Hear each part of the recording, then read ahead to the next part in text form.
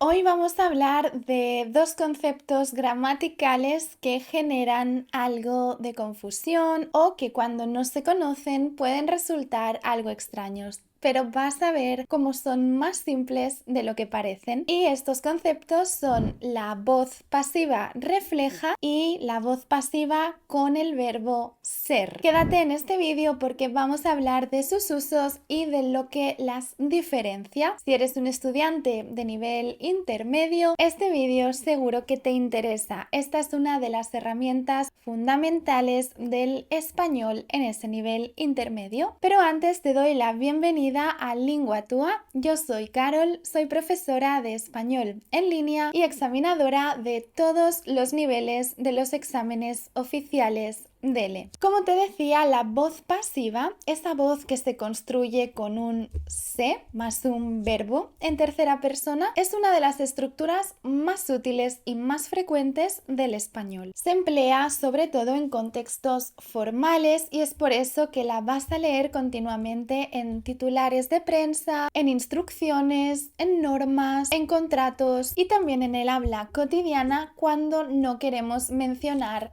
al agente. Ahora hablaremos de qué es el agente. Así que comenzamos. ¿Qué es la voz pasiva refleja del español? Vamos a comenzar con su estructura. La voz pasiva refleja se forma con el pronombre se, con un verbo siempre en tercera persona, pero puede estar en singular o en plural, más un sujeto gramatical. Vamos a verlo. Se venden entradas para el concierto es un ejemplo de voz pasiva refleja. Su función principal es poner el foco en la acción que se realiza y no en el agente. Estas oraciones, ya que tienen una estructura distinta a la convencional del español, la voz pasiva cuenta con un agente. Sería aquella persona, aquellas personas, aquella institución que estaría realizando esa acción. En la oración que acabamos de escuchar, el agente no está mencionado. Hemos dicho que se venden entradas para el concierto. Aquí tenemos un sujeto gramatical, pero no es ellos, ni él, ni yo. El sujeto aquí son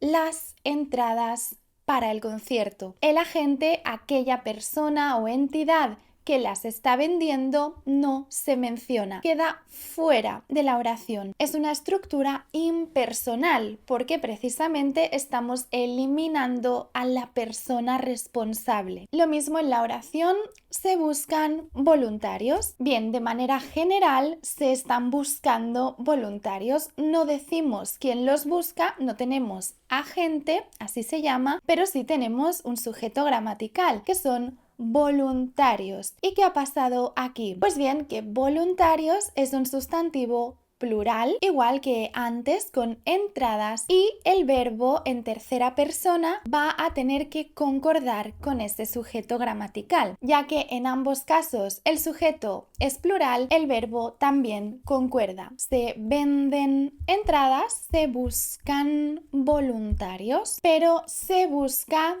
candidato, busca y no buscan. Aquí estamos utilizando la tercera persona del singular. ¿Por qué? Porque tenemos la palabra, el sustantivo candidato. Ahí viene la concordancia. Por lo tanto, como te explicaba, la concordancia depende de ese sujeto gramatical que siempre aparece después del verbo. Si en cambio estamos buscando varios candidatos, diremos que se buscan candidatos, se busca un candidato, se buscan varios candidatos. O vamos a ver otro ejemplo, se necesita personal cualificado. Genial, personal es un sustantivo colectivo porque no se refiere a una persona, pero es singular. El personal. Entonces conjugamos el verbo en singular. Se necesita personal, pero se necesitan soluciones urgentes. Aquí buscamos soluciones. Este es el sujeto gramatical. No decimos quién las busca, el agente está fuera de la ecuación, pero necesitan concuerda en el plural. Se necesitan soluciones. ¿Y cuál es la diferencia respecto a la pasiva con el verbo ser? Pues bien, ambas expresan que la acción recae sobre ese sujeto gramatical, sobre las entradas, sobre los voluntarios, los candidatos, etc. Pero hay diferencias muy importantes en su uso. La pasiva refleja esa estructura que acabamos de ver, se más verbo en tercera persona más sujeto. Es mucho más natural en español y mucho más frecuente. No menciona a la gente, como hemos visto, se venden casas, pero no sabemos quién las vende y por tanto es muy frecuente en avisos, en instrucciones, en anuncios, en titulares. Por ejemplo, se han vendido todas las entradas o se aprueban las nuevas normas. Por otro lado, la estructura de esa pasiva con ser es la siguiente. Primero usaremos ese sujeto gramatical. Por ejemplo, vamos a usar de nuevo las entradas para el concierto y después utilizaremos el verbo ser en el tiempo que corresponda, presente, pasado, futuro, más un participio y en muchas ocasiones, aquí sí, también esto irá seguido del agente. En estas oraciones pasivas con el verbo ser impersonales, sí hacemos referencia al agente. No se trata de esconder. Podemos mencionarlo o no mencionarlo. Es opcional, pero la estructura lo admite y es totalmente natural encontrar frases como las entradas fueron vendidas por la organización. Genial, aquí tenemos en primer lugar ese sujeto gramatical, de nuevo las entradas del concierto, después el verbo ser conjugado de manera que concuerde, ya que hablamos de un sustantivo plural, vamos a decir que en el pasado ellas, las entradas, fueron más un participio, vendidas. Y aquí vamos a mencionar a la gente. ¿Quién las vendió? Las vendió la organización y queremos mencionarlo. Bien, lo vamos a introducir con un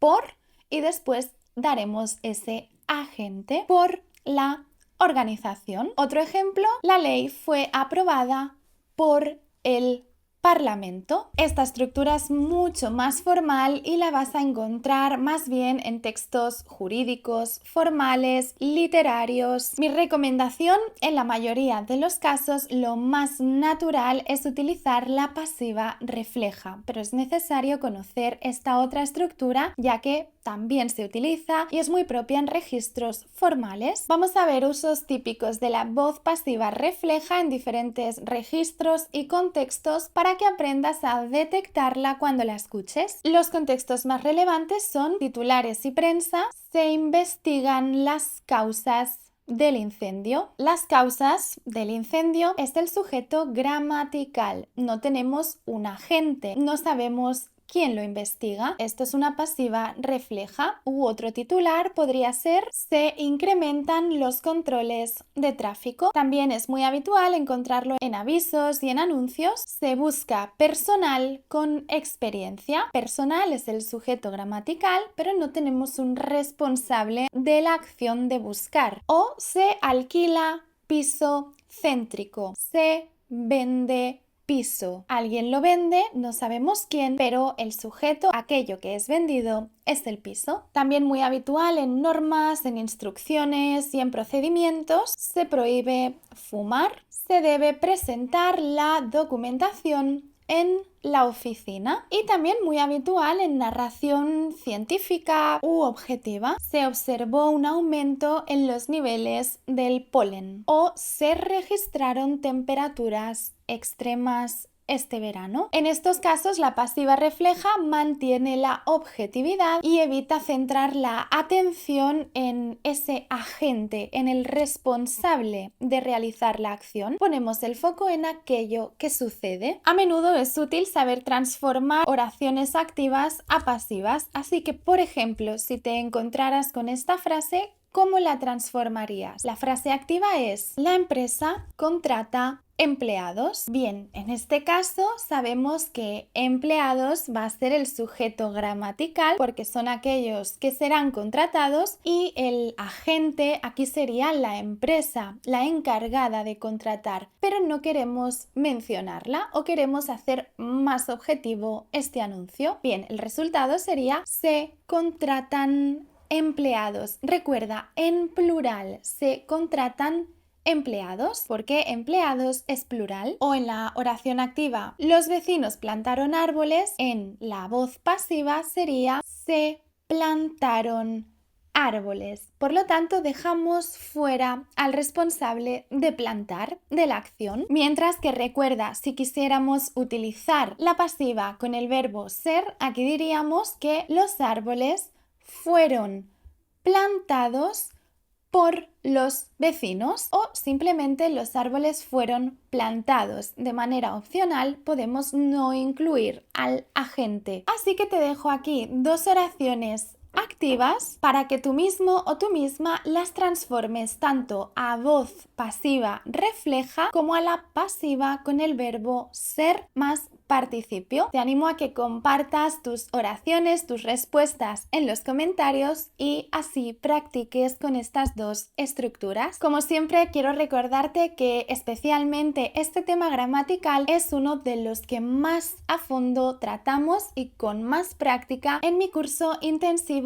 Dominando el B2. La voz pasiva refleja, la pasiva con ser y la impersonal con se. Entre muchísimos otros temas de gramática, todos los que necesitas dominar en el nivel B2 y un poco más para que por fin des el salto definitivo de ese B2 hacia adelante. Los cursos intensivos de cada nivel de mi academia no caducan, son tuyos para siempre y cuentan con muchísimas horas de clases grabadas que serán tuyas para siempre, además de con más de 500 ejercicios en cada curso para practicar todo lo aprendido, tareas escritas y tareas orales que yo corregiré siempre de manera personal e individual, comunidad de estudiantes, más de 100 materiales descargables por cada curso y muchísimos otros beneficios y ventajas que te recomiendo revisar en este enlace que tienes aquí abajo. Son cursos que han ayudado a cientos de estudiantes a desbloquear su español, a practicar con todas las habilidades de la lengua y a dar el salto que necesitaban. Tendrás siempre mi acompañamiento en todos los cursos y no dudes en enviarme un correo para preguntar cualquier duda sobre ellos. Mi correo es info@linguatua.com.